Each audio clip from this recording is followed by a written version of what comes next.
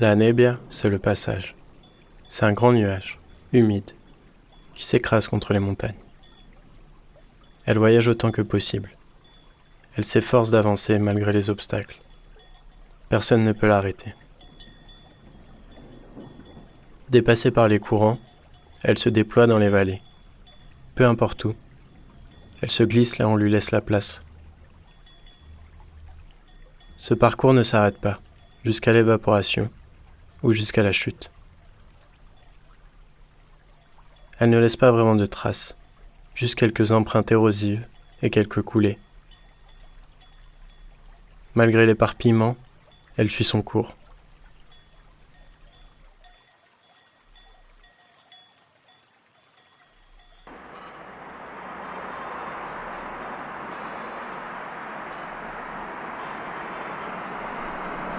Je m'appelle Tanguy, j'ai 23 ans et je viens de Bourgogne.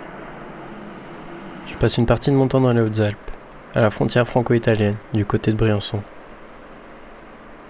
Je suis bénévole dans un refuge qui fait de l'accueil d'urgence, principalement pour des personnes exilées, et je suis aide-gardien dans un deuxième qui lui propose un accueil pour les randonneurs.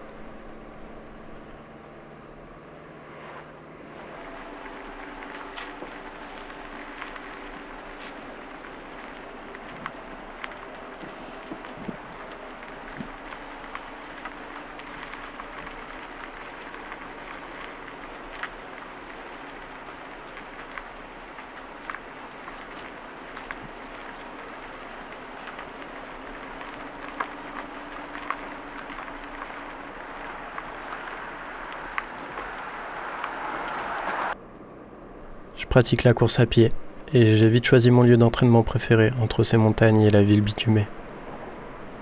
L'effort est différent. Il y a une dimension plus physique. En fait, chaque marcheur suscite de l'intérêt. En fonction des parcours, on peut croiser plus d'Italiens que de Français. Ici, on est toujours sur le fil. Les frontières sont vieilles et complexes. Je savais pas trop à quoi m'attendre avant de venir ici. Et pour comprendre l'histoire et les enjeux de cette région, j'ai pensé que celles et ceux qui vivent ici seraient les mieux placés pour en parler. J'ai donc entamé mon chemin vers les personnes concernées.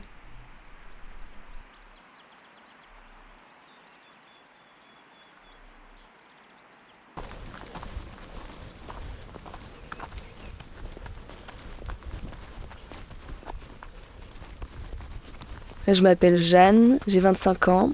J'ai grandi en région parisienne.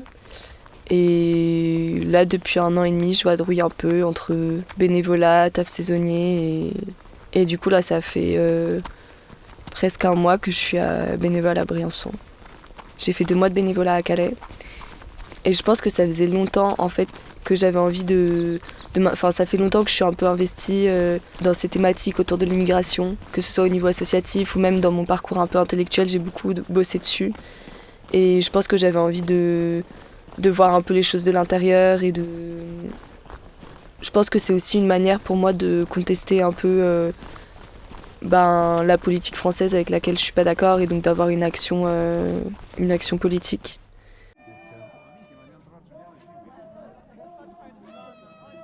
Moi, la frontière, je l'ai jamais ressentie dans mon corps et je l'ai jamais appréhendée de manière concrète. Et en fait, là où j'ai commencé à appréhender la frontière, c'était dans mon parcours intellectuel, justement. Quand j'ai fait des études d'anthropo, de sociaux, des études un peu politiques, où j'ai beaucoup bossé dessus. Et c'est là où je me suis rendu compte qu'il y avait en vrai 2 régimes de circulation. Que par exemple, moi, j'ai toujours beaucoup voyagé avec mes parents dans plein de pays différents. Et que ça n'a jamais été un problème d'avoir des visas, tout ça. Et qu'il y a des gens, je sais pas, des jeunes de mon âge ou des gens qui ont des parcours super différents pour qui c'est quelque chose de super matériel. Mais du coup, pour moi, la frontière, c'est très lié au parcours migratoire et c'est vraiment un truc concret politiquement, quoi.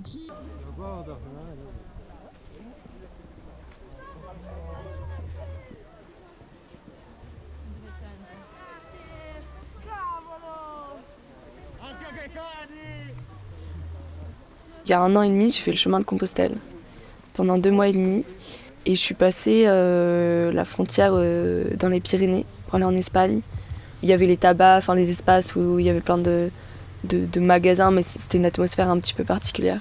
Et là, j'allais vraiment genre passer en Espagne et je savais que ça allait être une dynamique différente, une langue différente et que ça allait être une nouvelle étape de mon chemin un peu. Du coup, je le sentais quand même, mais enfin, ouais, il y avait un truc de passage vraiment.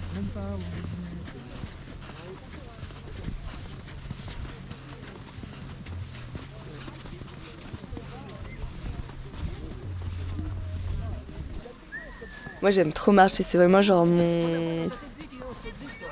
c'est genre vraiment le truc qui me soigne, qui me soulage, et de marcher seule, surtout moi j'adore marcher seule.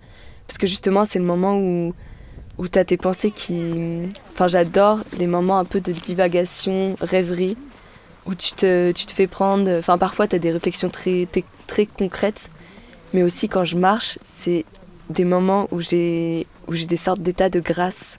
Genre, je sais pas, je peux être super émue. Enfin, sur le chemin de Compostelle, j'ai eu plein de moments comme ça, mais ça m'est arrivé d'autres moments où, genre, juste, je suis super émue parce que j'ai des réflexions. Enfin, j'ai l'impression d'avoir des sortes parfois de révélations un peu sur le monde qui m'entoure ou sur moi-même. Et carrément, ouais, c'est un privilège. Et ça, je l'ai expérimenté aussi quand j'étais à Compostelle. Et il y avait plein de vent et tout. J'étais trop fatiguée, j'étais toute seule à ce moment-là et j'avais pas trop trouvé où à dormir. Et je croise au milieu de nulle part une sorte de truc où il y avait des chevaux. Et je parle à une nana et un gars et qui me propose, genre il y avait des camions un peu aménagés qui laissaient ici, qui me proposent de dormir là. Et le mec, du coup, c'était un paysan du coin et il me dit mais je comprends pas pourquoi vous marchez. Enfin, je comprends pas, c'est qui ces gens qui marchent. Genre, nous, on est paysans, genre toute notre vie, on utilise notre corps et tout. Et en fait, si on prend des vacances ou si on prend du temps off... mais jamais je vais avoir l'idée d'aller marcher genre des kilomètres et des kilomètres. Et il y a beaucoup de gens, j'ai été amenée à beaucoup être avec des gens qui ont eu un parcours migratoire. Et notamment un très bon ami et qui me disait, mais tu sais, nous, quand on a vécu des choses difficiles, en fait, on n'aime pas le calme, on n'aime pas la marche où ton esprit se laisse porter parce qu'en fait, tu repenses, enfin ton esprit, quand il est libre, c'est là où tu lâches et où tu repenses aux trucs difficiles que tu as vécu. À la prison, à la torture, enfin à plein de souvenirs horribles en fait. Et du coup, lui, il avait besoin d'occuper son esprit et c'était impensable de juste aller marcher tout seul dans la nature comme ça, quoi.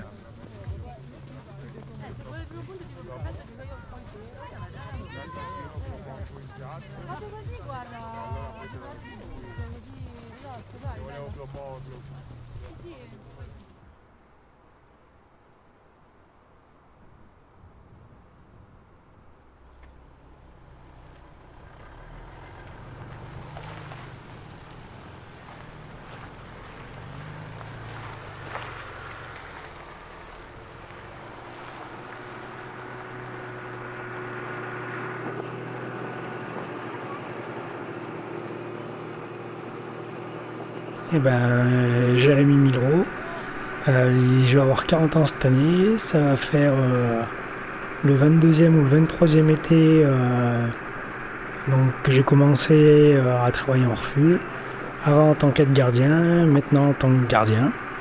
Avec ma femme Violette, on tient le refuge Agnelle. Et pour faire tourner la boutique, on emploie des saisonniers qui sont aides gardiens et qui nous aident à accueillir les gens. Et ça va, on va dire, du premier accueil à leur servir un coup à boire, faire à manger, le ménage, etc. Pour que les gens qu'on accueille tous les jours, ils se sentent le mieux possible chez nous.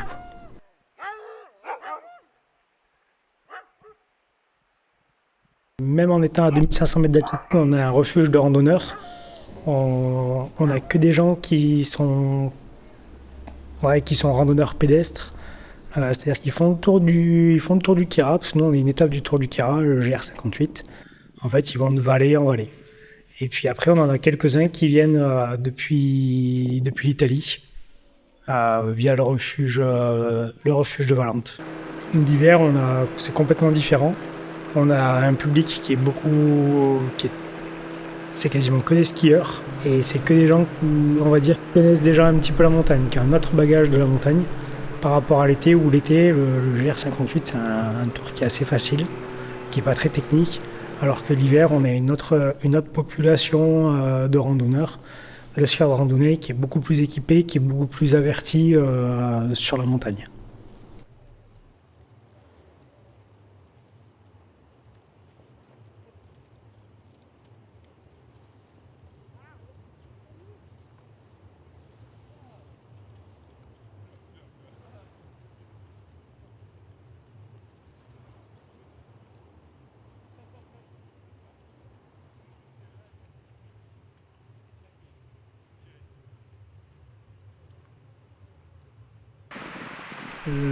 Je dirais qu'on a à peu près, on va dire en moyenne, 5000 personnes qui passent sur nos 2 saisons.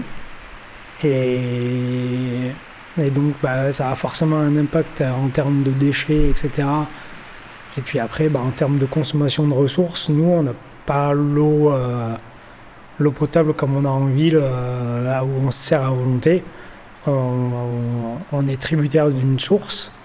Et donc, cette source, en fonction des épisodes neigeux d'hiver, elle est plus ou moins importante pour l'été. Et là, ça faisait plusieurs étés où on avait de moins en moins d'eau. Et du fait qu'il y ait depuis plusieurs années une route transfrontalière, il y a énormément de gens qui y accèdent. Et a priori, sur cette petite zone-là, donc Refuge Agnelle, Lac Foréan, Pain de Sucre, Col Agnelle, il peut y avoir jusqu'à 1000-1500 personnes au jour qui ont été comptabilisées sur les sentiers. Donc c'est énorme, ça crée, on va dire, de l'érosion sur les sentiers. Et donc là, depuis quelques années, il y a le parc qui lance des projets pour refaire des chemins, mieux balisés.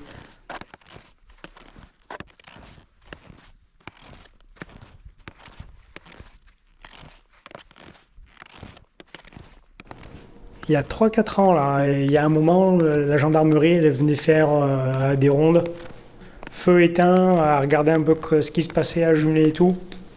Mais on les a quasiment plus jamais revus, quoi. C'est au moment où ils ont dû mettre un peu des protocoles en place, y compris des protocoles à Montgenèvre. Et peut-être qu'ils se sont dit on va voir un peu au colonel comment ça se passe, mais moi j'ai jamais vu. C'est jamais contrôlé. Moi je me demande pourquoi il n'y a pas plus de monde qui vient là.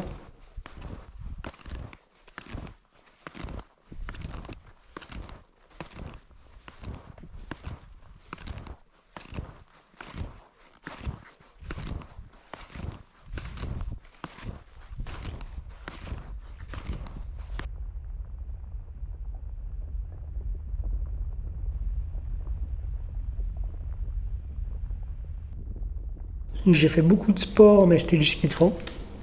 Là maintenant, je fais plus du ski de rando mais après c'est un peu comme un grand jardin, quoi. Moi je vois pas, même l'hiver où il y a du danger avec la neige, la nivologie et tout.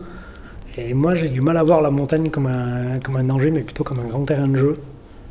Et l'été, pour ma pratique, où je faisais pas d'alpinisme et où c'était plutôt de la course à pied, et même s'il y a des passages qui engageaient un petit peu, il n'y avait pas jamais trop de prise de risque et c'était explorer le terrain de jeu et s'amuser avec ce que j'avais autour de chez moi, quoi.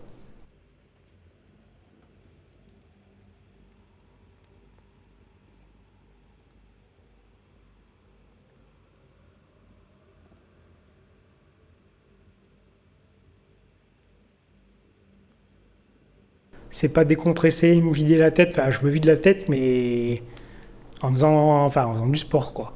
C'est pas marcher, contempler et tout, j'ai plus de mal. Je contemple une fois que je suis au sommet ou autre, mais moi on va dire, j'ai vécu la montagne, et je la vis un peu moins comme ça maintenant, mais plutôt comme étant un outil pour de l'entraînement que, euh, que quelque chose où je suis dans du contemplatif, etc. Même là, quand je fais du ski de rando et tout, je contemple, je me fais super plaisir et j'adore prendre des photos quand je suis au sommet. Mais par contre, quand je monte ou quand je descends, c'est rare que je prenne des photos. Enfin, je profite aussi de l'instant présent. Parce qu'à un moment, à force de prendre des photos, etc., tu passes à côté de ces choses-là, moi je trouve. Tu passes à côté de... Plutôt que de garder en mémoire une image, je préfère garder en mémoire des sensations.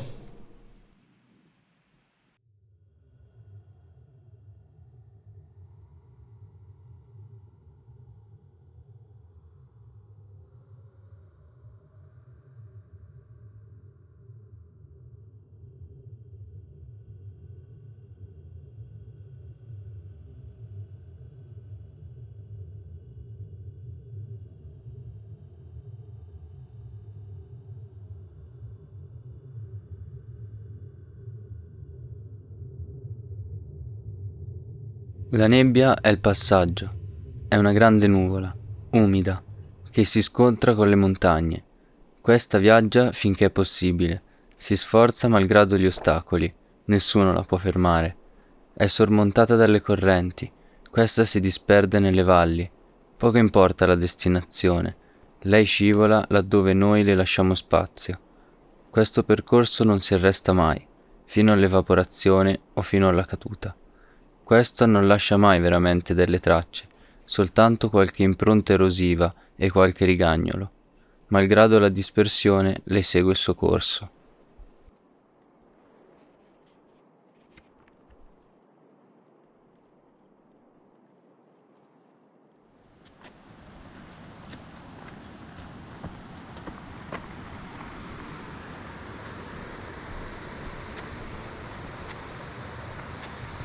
Donc je suis Alexis, j'ai 29 ans. Donc je suis à Briançon en ce moment, mais j'ai navigué un petit peu partout en France. Et donc aujourd'hui je suis à Briançon en tant que veilleur de nuit au refuge solitaire. Au bout de 9 mois, il y a eu des valeurs qui progressivement sont arrivées et que je n'avais pas initialement quand je suis rentré au refuge. C'est l'empathie, très clairement. En fait les personnes exilées, quand on écoute leur parcours, quand on écoute leur histoire, euh, les, les mauvais événements qu'ils ont eu aussi, en fait, ça développe cette empathie et on cherche à en savoir plus au fur et à mesure. Donc, par où est-ce qu'ils sont arrivés pour venir à Briançon? Par où est-ce qu'ils sont arrivés pour arriver à Oulx, en Italie? Et en fait, on cherche à creuser un petit peu plus à chaque fois parce que il y a un intérêt qui se développe au fur et à mesure.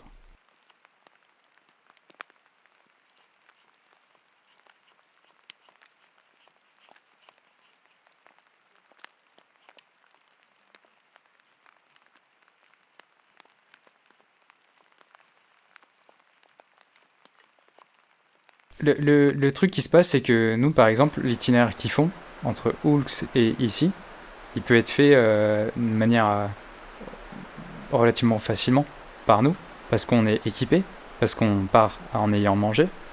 Et même de nuit, en fait, on a les frontales aussi, donc il y a peu de problèmes. Euh, les inconvénients pour les exilés qui vont se poser, c'est que eux doivent marcher et ils n'ont pas forcément beaucoup mangé. Ils sont pas habitués. Pour la grande partie d'entre eux, ils sont pas du tout habitués. Ils partent sans lumière aussi. Et alors ça, c'est un facteur qui est assez énorme par rapport au fait qu'on puisse randonner avec une lumière. Et il y a la boule au ventre, le stress qu'ils ont par rapport aux forces de l'ordre qui peuvent les attendre aux quatre coins de la forêt, quoi. Et c'est vraiment la nuance entre un marcheur standard qui a les papiers français, ouais, monsieur et madame tout le monde en France, qui peut aller où il veut, que ce soit ici ou en Italie, et eux qui n'ont aucun papier. Voilà, c'est la dichotomie entre eux et nous, à ce niveau-là.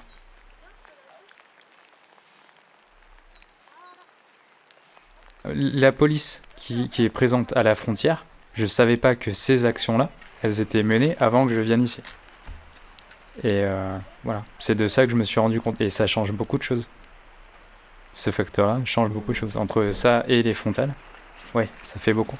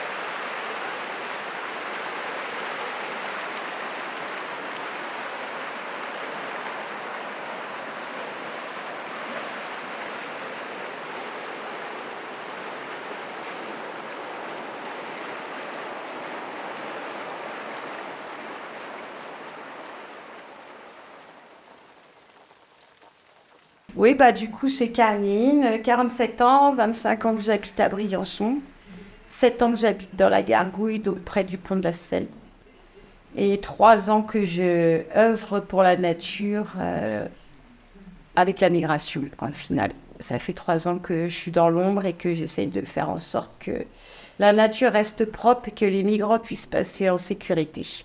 Donc, les petites actions différentes, c'est d'aller nettoyer régulièrement, de mettre des sacs poubelles, d'essayer que le chemin il reste toujours un peu marqué, d'essayer de leur mettre des points d'accès à de l'eau, à de la nourriture, à des vêtements chauds, tout en restant discret parce qu'il y a toujours les gens qui sont contre et qui enlèvent tout. Donc, essayer de trouver un juste milieu.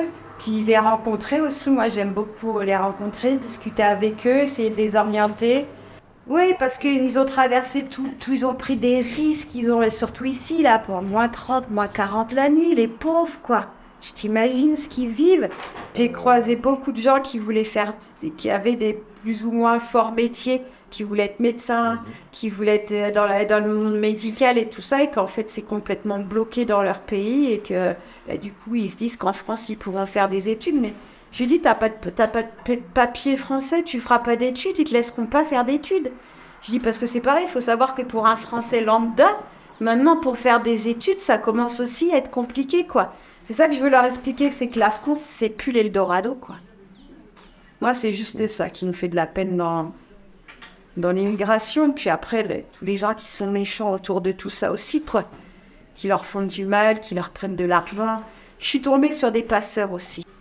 J'en ai vu, tu les reconnais, hein. Les passeurs sont toujours bien habillés, ils sont toujours en premier. Et quand ils voient quelqu'un et que tu commences à leur parler, ils se mettent en avant parce que c'est les seuls qui parlent très très bien français. Et qui ont un discours rodé, qui savent exactement ce qu'ils ont à dire. Moi, à ça, je leur mets la pression aux passeurs. Je dis, j'espère que tu t'en es bien occupé. J'espère que tu les emmènes jusqu'au bout. J'espère que tu prends ton boulot à cœur. Et c'est vrai qu'il y en a de moins en moins. Parce qu'avant, il n'y avait pas toutes ces indications dans la montagne pour passer.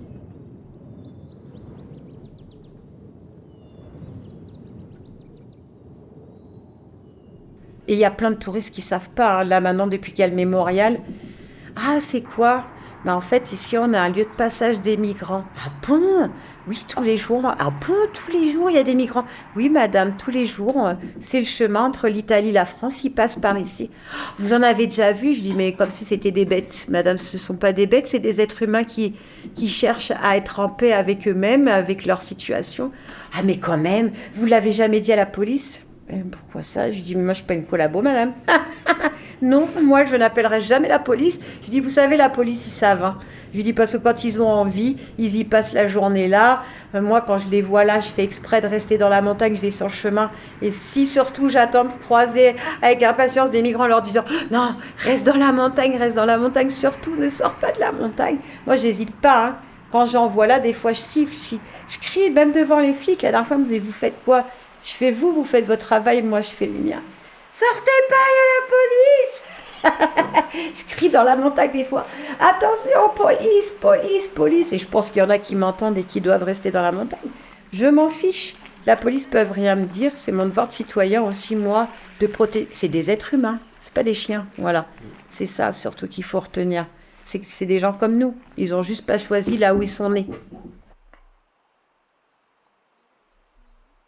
Pour pas être emporté par la police, ils se délaissent du superflu pour passer en tant que citoyen normal, donc pas de sac à dos, pas de choses qui prouvent qu'ils voyagent. Donc c'est pour ça qu'aussi dans la montagne, je retrouve beaucoup de paperasse qu'on leur a donné en Italie, qui sont obligés de tout jeter pour pas du tout prouver que c'est des migrants qui sont en mode migration, qui sont en train de se déplacer d'un point A à un point B. C'est pour ça qu'ils jettent tout dans la montagne et qu'ils gardent que le strict nécessaire, les pauvres. Parce que du reste, ça les oblige à se déshabiller, à laisser des trucs qu'ils auraient éventuellement besoin pour tout le temps, mais ils sont obligés de tout larguer dans la montagne.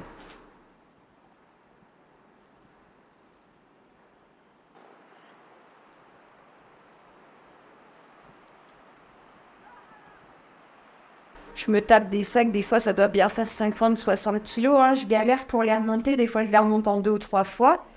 En 3 ans, si j'ai pas remonté 800 kilos de vêtements, c'est pas loin. faut savoir que des fois, il y a 100, 160 personnes qui passent un jour. Hein. Donc, c'est 2-3 sacs 100 litres hein, par jour. Il faut enlever de la montagne. Hein. Et puis après, il faut qu'ils récupèrent ses vêtements. Hein. Parce que nous, on les met à la poubelle parce que j'ai pas le temps d'aller les ramener encore jusque là-bas. C'est encore une autre organisation. Mais ça serait bien qu'eux, ils aient le temps de venir le faire. Et du coup, d'être relavés et réutilisés, ça serait pas mal. Ça serait pas mal qu'il y ait un suivi à ce niveau-là. Après, je sais que bon, je suis venue plusieurs fois voir le refuge et ils sont aussi débordés. Surtout en plein été, les 170 personnes qui passent dans la nuit, il faut s'en occuper le matin.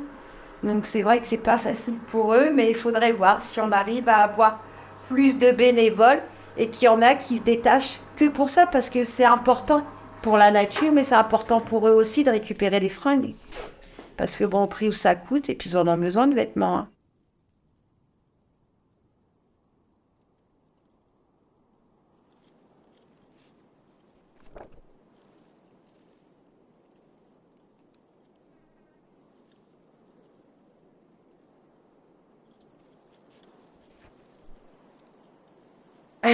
Alors, Monsieur Connard s'amuse à repeindre systématiquement derrière les maraudeurs.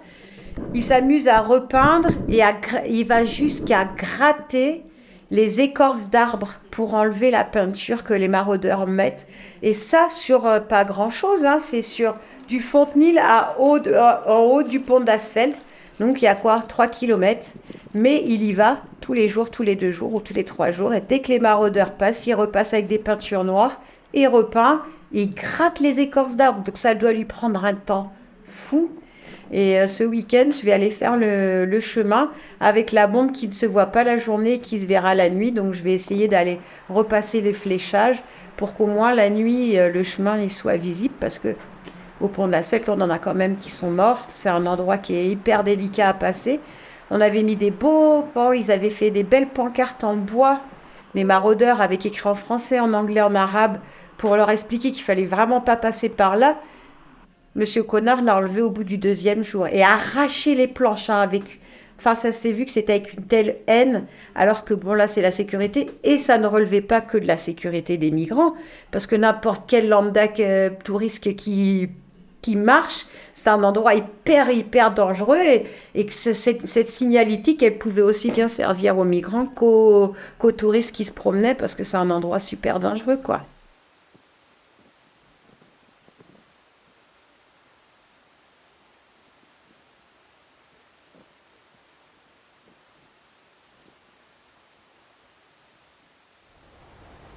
J'étais vénère contre eux. J'étais vénère au début, j'arrivais pas à comprendre. C'était les tout débuts, il y a 3-4 ans, c'était... Pourquoi il y avait des fringues partout dans la montagne? C'est quoi ce délire? Enfin, puis moi, je me promène ici depuis, ça fait des années. Puis quand j'ai commencé à comprendre, j'avais la haine contre eux. Je dis, putain, mais pourquoi ils jettent tous ces enculés?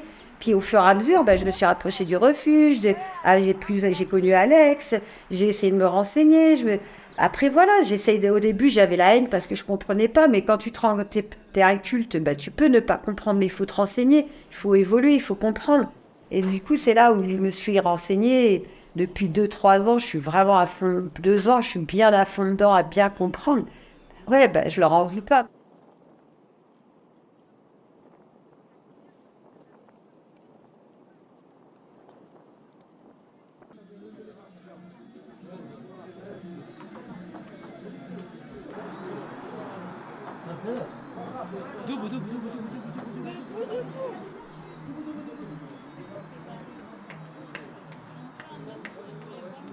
Alors moi je m'appelle Jonathan Mounal, du coup je suis briançonnais et du coup on m'appelle Moon.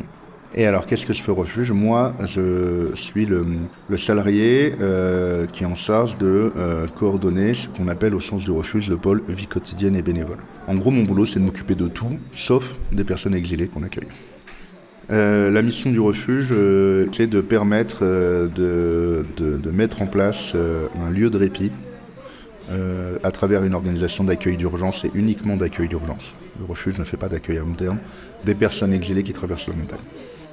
De fait, en réalité, le refuge, dans son histoire, a toujours aussi été amené parfois à accueillir des personnes soit issus de l'exil mais qui avaient des papiers aussi, soit tout simplement aussi des gens qui avaient des papiers, que ce soit de plein de pays en Europe, mais qui se retrouvaient en situation de précarité en général.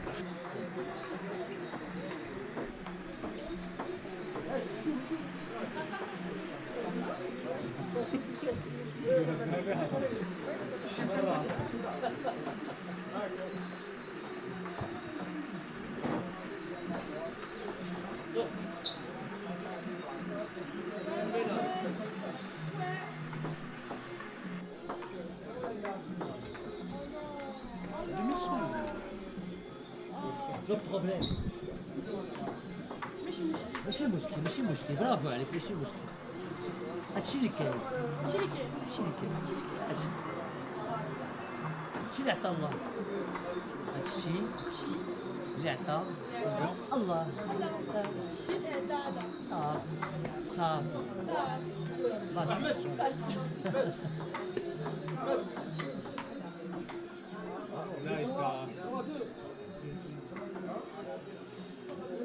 En fait, le Briançonnais, c'est deux choses. C'est un territoire de montagne et c'est un territoire frontalier. On est vraiment dans une vallée magnifique, mais complètement frontalière, avec une économie complètement frontalière et une économie qui est basée uniquement et seulement sur le tourisme.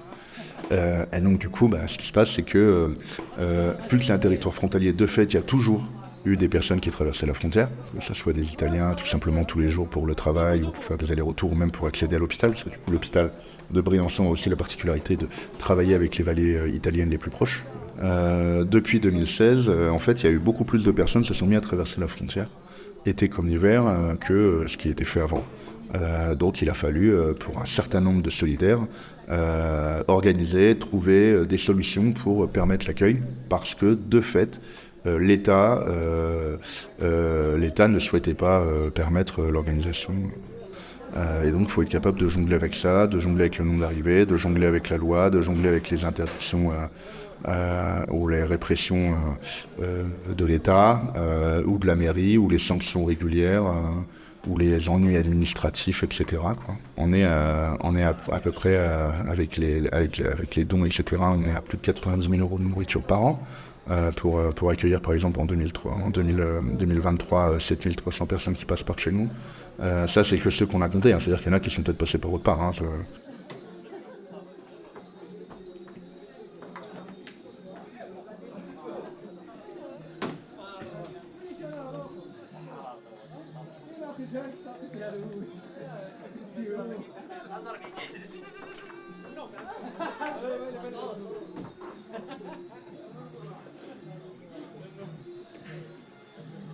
En fait, il y a 62% de logements secondaires à Briançon.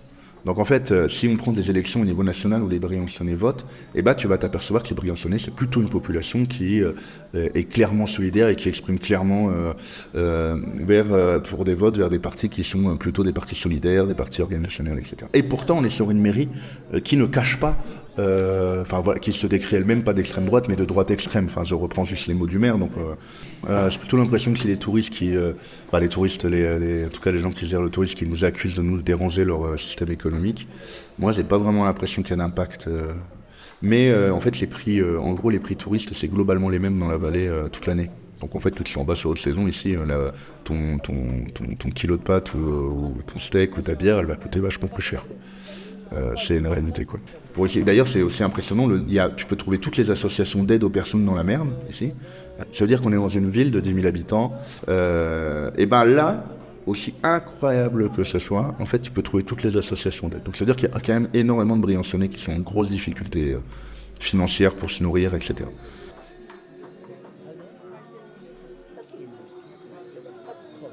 Moi, je suis plutôt dans une dynamique de dire que, en fait, le reste du temps, la plupart des gens, ils sont quand même contents de la consommation qu'on fait tout le reste de l'année ici, en période basse touristique, que ce soit la consommation alimentaire, que ce soit les transports en commun, il y a des fois où on remplit les bus, quoi. Alors, en haute saison, c'est compliqué, mais en basse saison, ça les arrange bien quand même d'avoir des bus qui partent pas à 2 personnes dedans, parce qu'il faut qu'ils maintiennent le service. Donc, en fait, je pense qu'un certain nombre de gens veulent invisibiliser l'impact économique qu'on a sur le territoire, alors qu'en fait, en réalité, on a un impact économique qui est vraiment plus que positif.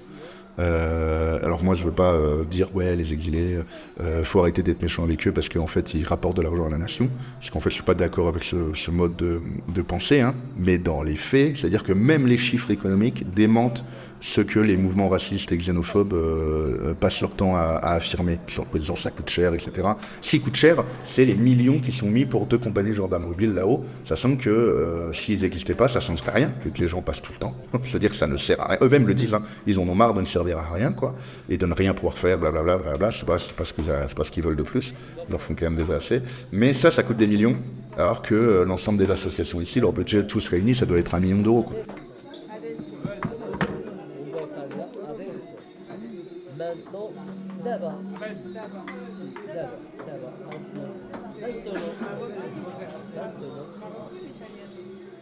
Maintenant, d'abord. Ah, ma allora. Maintenant, italien. Ici.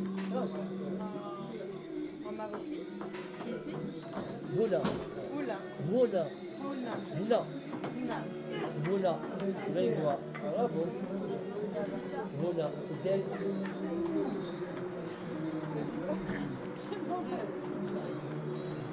D'accord. Il faut pas oublier que ce qui les conduit, c'est leur rêve. En fait, c'est vraiment ce qui leur permet de tenir des fois des mois, voire des années de passages durs, de nuits dures, parfois de quasi-esclavage, même d'esclavage dans certains pays. Enfin, c'est-à-dire en termes de violence, on est là quand même, hein. D'agression physique, verbale, sexuelle, raciste, enfin, en bref, selon les pays. Enfin, il y a quand même des trucs assez honteux pour des pays. Enfin, j'ai parlé que pour des pays de l'Europe, en fait, assez honteux ce qu'on fait, qui devrait vraiment être notre honte pour l'éternité, quoi. Et ben en fait, ils ont des rêves en fait, et des fois ils s'y accrochent. En fait, c'est le seul truc qui leur permet de tenir, quoi. Et des fois il y a des rêves quand ils arrivent ici, ils disent ça, et toi tu te dis mais c'est pas possible. En fait, ferme ta gueule. En fait, je suis désolé, je suis un peu vulgaire, mais c'est pas à toi de leur dire c'est quoi leur rêve, et surtout en fait c'est ça qui lui permettra peut-être de tenir encore 6 mois dans la rue avant d'avoir trouvé une solution dans plusieurs villes en France ou même dans d'autres pays. Enfin, t'es qui pour lui dire que son rêve il est nul en fait? Son rêve il est très bien, hein. Je sais pas c'est quoi ton rêve à toi. Peut-être qu'il est pas plus délirant que le sien en fait.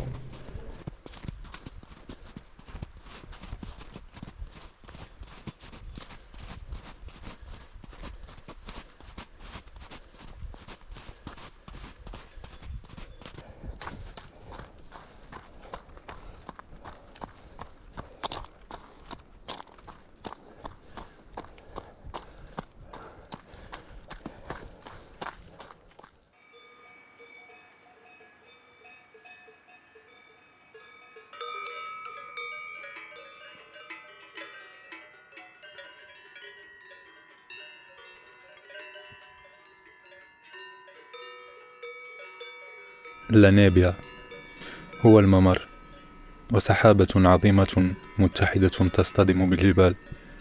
إنها تسافر بقدر ما تستطيع، وتسعى جاهدة رغم العوائق، ولا يستطيع أحدا أن يوقفها.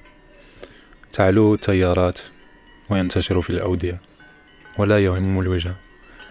ينزلق حيث نترك له مساحة، وهذا المسار لا يتوقف أبدا حتى يتبخر أو حتى يسقط، وهذا لا يترك أي أثر أبدا، فقط بعض البصمات المتآكلة وبعض القطرات، ورغم التشتت فهي تتابع مسيرتها.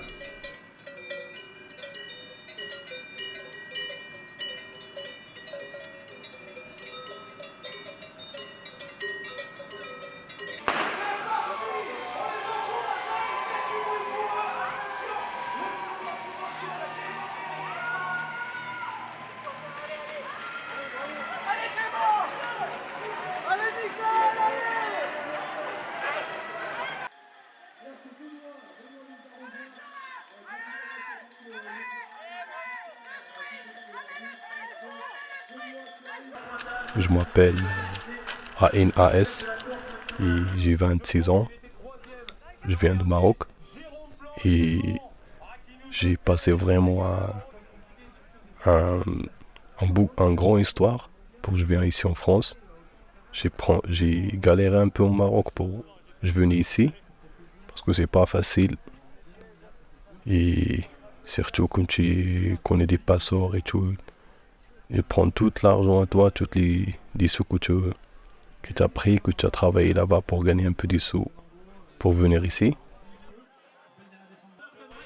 Je n'ai pas imaginé partir dans une ville ou un pays, l'autre, juste la France. Les frontières, c'est dangereux et tout. Et j'ai marché juste à pied jusqu'à la France et dans la forêt, dans la montagne et tout.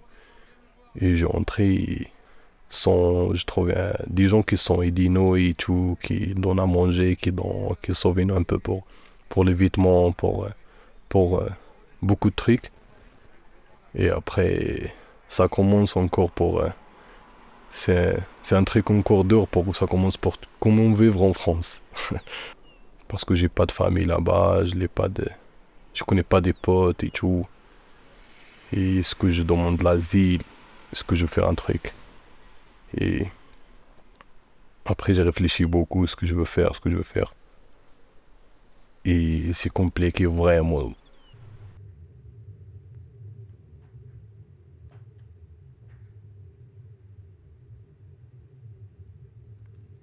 Il y a des gens qui sont morts dans le chemin. Il y a des gens que je connais viennent de fou. Il y a des gens qui ne savent pas où maintenant. C'est ça le problème. Il y a des gens qui sont perdus dans le chemin et tu vois, parce que c'est toujours la forêt. Il y a des gens qui je sais pas maintenant ils sont où. Il y a des gens qui sont morts mais on ne sait pas où. C'est un peu compliqué pour ses parents et tout. Mais comme tu attends ça tous les matins, il y a quelqu'un qui ne sait pas où. Des fois on est 5, on réveille, on est 4. Après, dans 2 jours, on est 2. Après, tu continueras, tu te trouves toute seule. Waouh, imagine ça, c'est un film. Un film qu'il n'y a pas des gens qui filment ça, tu vois. On a besoin un peu des psychologues ou des gens qui veulent t'encourager un peu parce qu'on a passé vraiment des trucs bizarres, tu vois. Que j'ai fait 4 mois et demi de la route dans la forêt, toujours tu marches dans la nuit. Et vraiment c'est compliqué, on a besoin un peu de personnes, des psychologues ou des trucs comme ça qui discutent avec toi ou avec tout le monde qui arrive pour aider juste un petit peu. Pour nous un peu, je pense pour les migrants, je sais pas si tout, mais vraiment la plupart, quand on commence d'entrer de l'étaler en France, on fait le maximum on ne descend pas dans les chemins qu'il y a les touristes, qu'il y a des pistes. Toujours on prend la montagne, le plus que dangereux, on croise pas les gens et on croise pas les flics aussi. Et des fois, il y a des gens qui font ça, après ils se croisent un peu des touristes, des trucs qu'ils te trouvent comme ça et tout. Et que tu parles avec eux, tu trouves juste le touriste, mais ils payent de l'argent pour ça, mais tu trouves encore, il y a beaucoup de matériel, il y a beaucoup de trucs, et avec un guide ou avec un truc, des téléphones, des trucs pour connaître le chemin et tout, mais ça dépend, il y a des touristes qui sont gentils, qui te trouvent comme ça, et vraiment ils sont gentils, juste ils donnent un sourire pour toi, ça va, et ils t'encouragent un peu. Mais il y a des touristes qui ne te parlent pas, je pense que c'est des gens qui ont peur, mais c'est pas ça va, on touche personne, on fait des gens qui te voient comme ça, mais ça c'est sûr, je pense qu'on a sorti de la misère ou pour on sauver la vie, c'est tout.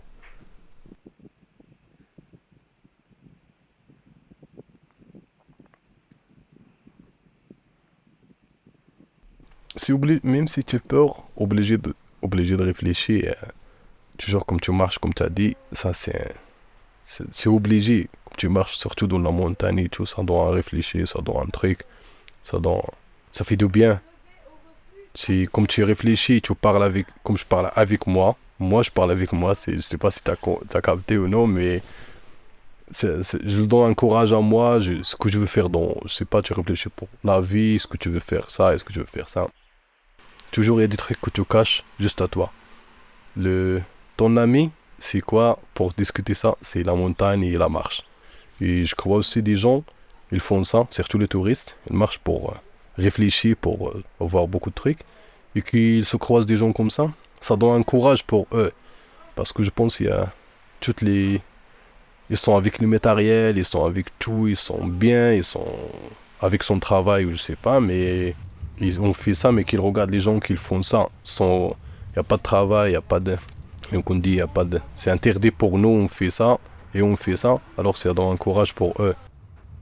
Pour moi, j'aimerais bien, c'est après, comme je finis mes papiers, je dois faire beaucoup de trucs, j'aime bien faire encore un guide comme ça, où j'ai des gens pour ça, pour le sport, pour tout, ils voient comme tu connais notre histoire, ou comment tu réfléchis dans la ville, c'est pas vraiment comme tu réfléchis dans la... Comme juste tu sors un peu, ça change beaucoup et ça donne un courage.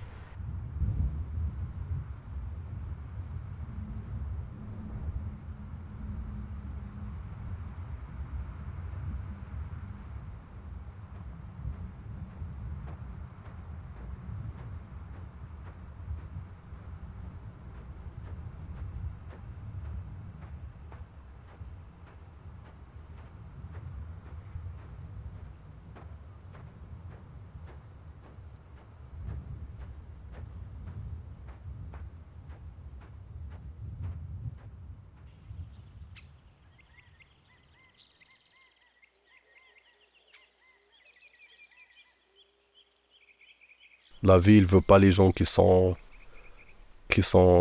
fatigués beaucoup, qui sont, je sais pas, qu'ils voient, ils sont pas fatigués, mais juste son cerveau qu'il donne ça, qu'il dit non, j'ai très fatigué, mais courage et courage à tout le monde. Et bon courage à tout le monde. C'est ça. Merci. Merci beaucoup. Merci beaucoup. Merci à toi.